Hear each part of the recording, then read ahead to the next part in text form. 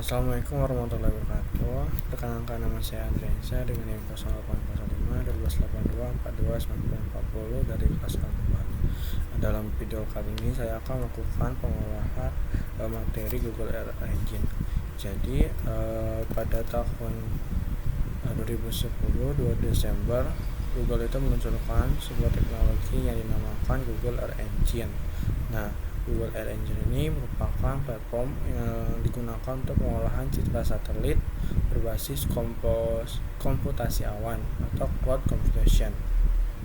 Terus platform analisis Gaussian ini dia tuh menyediakan data citra satelit yang dapat diakses secara online dan gratis, sehingga para penggunanya tuh dapat melakukan berbagai macam analisis di permukaan bumi secara real time. Terus Google Earth Engine itu dimanfaatkan untuk dataset satelit. Terus Google Earth Engine ini memanfaatkan dataset satelit. Terus dia tuh bisa menganalisis tutupan lahan dan air atau perubahan penggunaan lahan. Terus Google Earth Engine ini juga dioperasikan itu dengan berbahasa pemrograman seperti JavaScript dan Python. Google Earth Engine ini juga menawarkan application programming interface atau API dengan menggunakan JavaScript dan Python yang dihostkan oleh GitHub, yang membuatnya mudah untuk melakukan request ke server Google Earth Engine. Terus documentation dan forum yang telah ada cenderung mengalami atau cenderung mengarah pada kemudahan dan dalam menggunakan JavaScript daripada Python. Sebelumnya saya di sini minta maaf pada pembuka asisten karena video saya itu langsung ke login, karena tadi saya sudah mencoba untuk melakukan login ulang, tapi dia tuh selalu nggak bisa. Pas saya mau keluarkan, dia tuh malah harus berbayar, itu harus pro seperti itu. Jadi saya untuk pengolahan kali ini saya langsung ke intinya saja. Nah, ini merupakan Google Earth Engine. Jadi Google Earth Engine ini merupakan sebuah aplikasi open source yang bersifat cloud, sehingga sangat portable untuk digunakan di mana saja dan kapan saja. Terus itu bisa secara real time.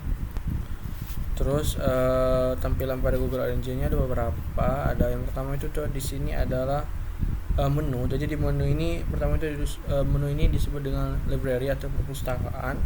Dia itu berisi tentang skrip yang tersimpan seperti di sini. Terus ada dokumen atau disebut dengan Google, serta tutorial Google atau file-file yang kita upload ke Google.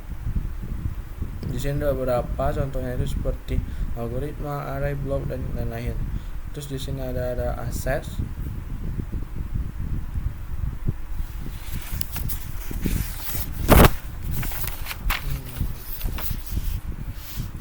Terus untuk yang kedua ini ada menu kedua itu ada di sini script atau disebut ini tempat kode yang akan dituliskan untuk mendapatkan peta atau informasi lain di Google Earth Engine.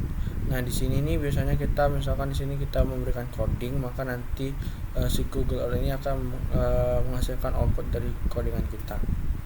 Terus untuk yang ketiga ini itu dinamakan tempat konsol, investor, dan task. Jadi konsol ini dia itu berisi tentang grafik atau gambar yang sesuai dengan permintaan kita yang tulis di bagian coding. Terus kalau untuk task ini merupakan processing Google Earth atau GEE untuk kita upload, dan hasil ekspornya itu gambar.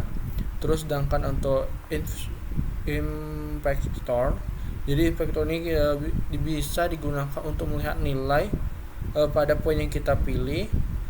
Dari peta untuk melihat nilai tertera pada poin tersebut, misalnya nilai NDVI tergantung processing apa yang kita lakukan. Terus untuk yang terakhir ini merupakan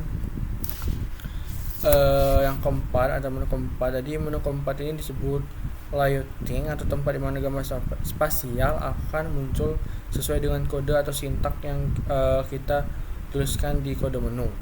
Terus serta menampilkan visual yang akan kita analisis dengan menggunakan media penginderaan jauh atau citra satelit dari beberapa vendor.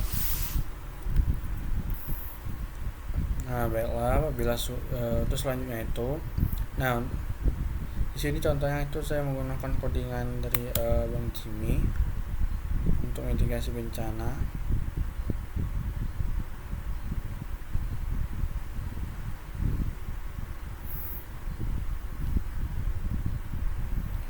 Jadi kan di sini untuk codingannya itu dia tuh menggunakan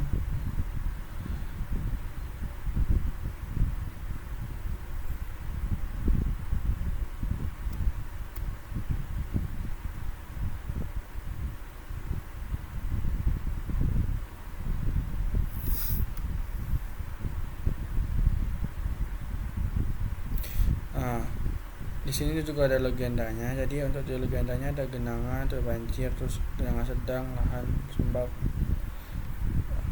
Jadi di sini kita bisa tahu untuk mitigasi banjir di Kota Palembang.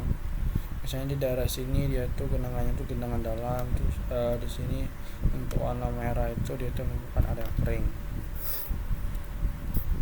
Nah, terus saya juga sudah membuat codingan saya sendiri. Di sini saya itu pemodelan suhu permukaan laut di wilayah Sulawesi atau perairan Pari-Pari.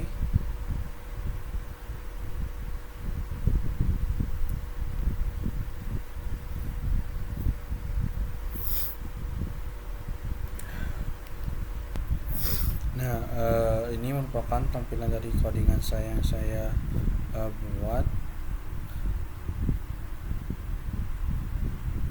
Ini merupakan untuk permukaan laut di perairan Pari-Pari, itu periodenya itu 1 tahun pada tahun 2023. Pada perairan Pari-Pari ini untuk suhunya itu relatif kecil, itu cuma di antara 28 sampai 30 itu dikarenakan ini merupakan tampilan dari perubahan suhu di Pulau Pari-Pari ini. Untuk kalau semakin tinggi atau semakin cerah warnanya itu artinya suhunya itu makin terang atau makin tinggi. Nah, ini merupakan pada Februari, April, Juni, Agustus sampai Oktober. Ini merupakan suhu rata-ratanya itu pada ini pada sekitar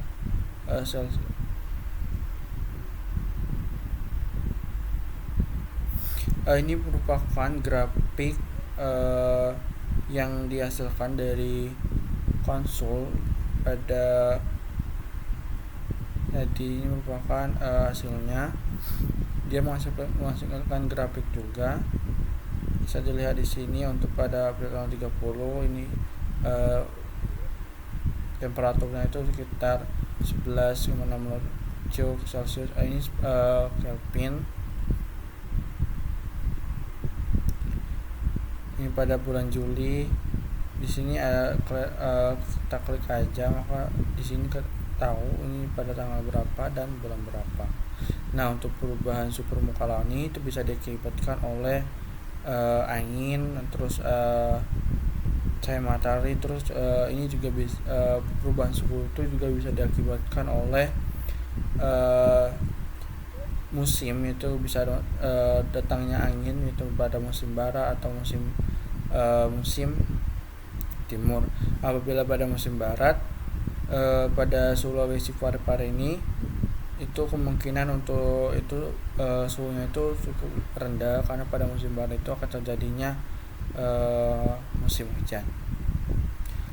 Mungkin itu saja pengolahan dari saya. Saya minta maaf apabila ada kesalahan atau keliruan dalam penjelasan saya. Saya mohon maaf. Saya akhiri. Wassalamualaikum warahmatullahi wabarakatuh.